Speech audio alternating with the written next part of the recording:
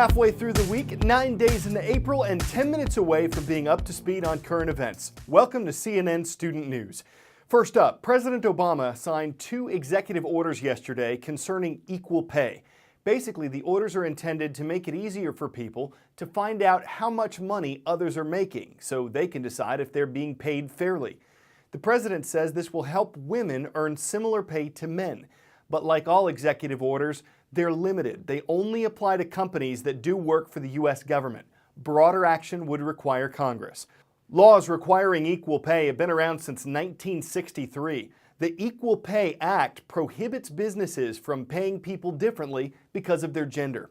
Still, according to the Bureau of Labor Statistics, American women working full-time today earn about 82 cents for every dollar men earn. This can depend on the type of job. Full-time female lawyers, for instance, earn about 79 cents to every dollar male lawyers earn.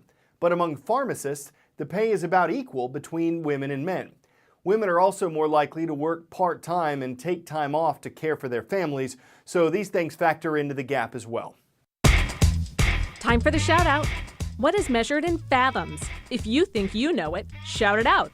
Is it distance in space, nautical speed, audio frequency, or water depth? You've got 3 seconds. Go.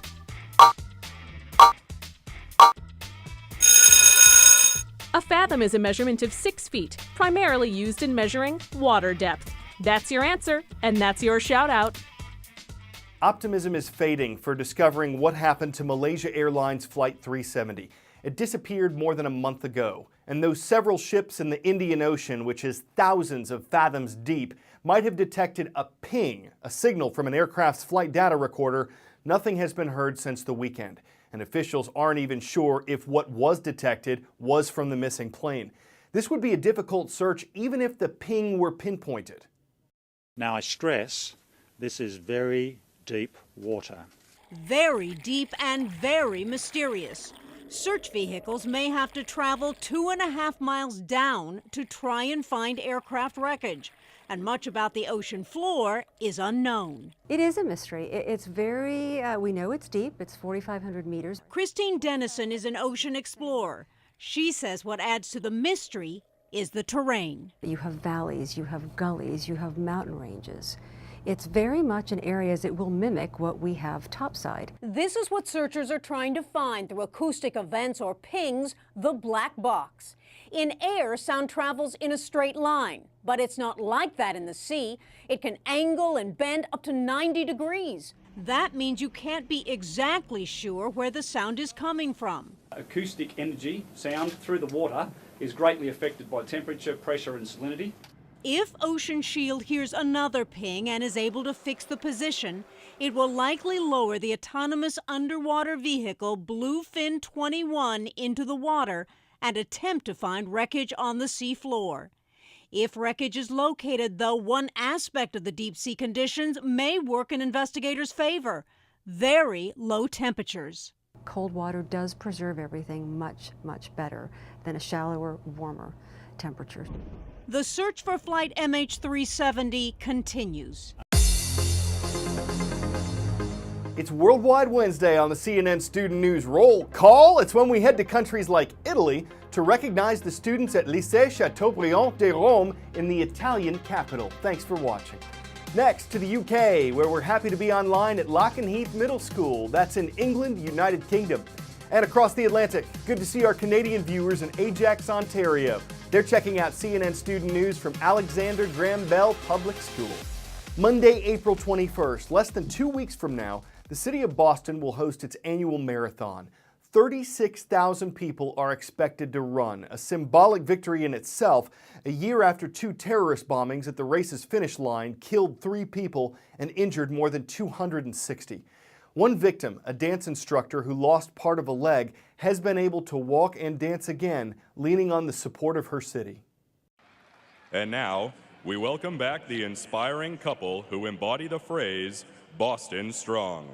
Adrian Haslett Davis and United States Air Force Major Adam Davis.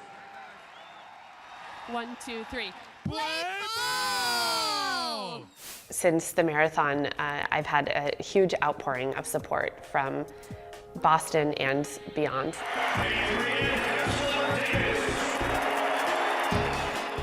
We got to go through the tunnel at the season opener at Gillette Stadium for the Pats. I was invited to wave the flag at the Bruins playoff game. It was the Boston Strong flag. The city lifted us up, and the city almost bent over backward trying to do whatever they could for us. And then just also other sense of community. I mean, we've met some great people after this who have opened their hearts to us. Just being able to be in that Red Sox parade, it feels like we won the World Series. I feel like we as a city won it. It wasn't just the guys on the field. It felt like all of us were on the field when they won. And I think that can only happen in Boston. It just really hit home with Boston to say, yeah, we've got the attacks that happened to us, but we're not going to let that define us. It's going to be our recovery that's going to be the defining moment. Boston Strong means just how a group of people can come together and fight back with kindness and generosity and outpouring of support. And what you get from that, what I've received from that, is pretty incredible. Another thing that helped Adrienne Haslett Davis, a customized bionic leg developed at MIT. It's one example of medical research helping someone recover. Another involves electrical stimulation, a potential breakthrough for people who've been paralyzed. It has its limits. It won't help people walk again, at least not yet, but it does allow for voluntary movement where previously there was none. Dustin Shilcox is paralyzed from the chest down. Okay, try to move your leg. He can't move even a tiny bit. No. But doctors implanted this device, sending electrical stimulation to his spine.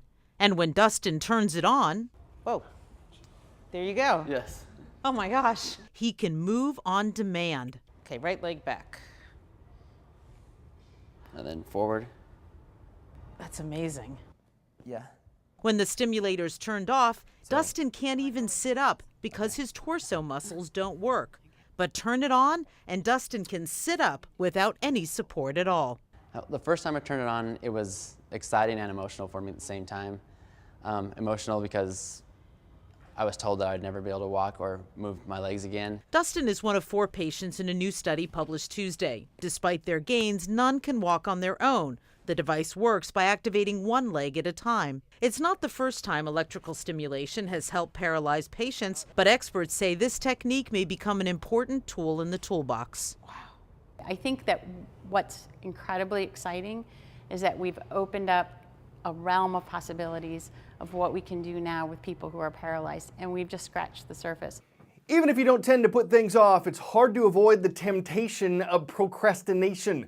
A new study out of the University of Colorado Boulder says the tendency to procrastinate may be in our genes, part of it anyway. Researchers found that habitual procrastinators, people who do this all the time, can to some extent blame their parents. But that only accounts for about half the reason for procrastination. The other half could involve stress, an overbooked schedule, or slacker friends. The study also found that those who procrastinate tend to be more impulsive, possibly prone to sudden, sometimes rash decisions. Ways to avoid procrastinating: break down big projects into smaller ones. Set aside time on paper for everything you have to do, and reward yourself for finishing tasks on time. We would have told you about all this earlier in the show, but we put it off. Before we go, some pretty fancy camera work, though we're not exactly sure how to describe it. A German photojournalist took 6 GoPro cameras. He attached them to his bike in such a way that they would give a 360-degree view. Then he took a ride through a park. The result is what looks like a miniature world scrolling all around him. The video from all 6 cameras, all stitched together, makes the view complete. He had to experiment with the idea before making it work, and he had no fear of failing. It's a pretty well-rounded concept. It makes a world of difference for people who play around with video. You know, they all share a certain camaraderie. We hope you enjoyed the view, though we're beginning to run out of time. We're CNN Student News, and we'll see you around.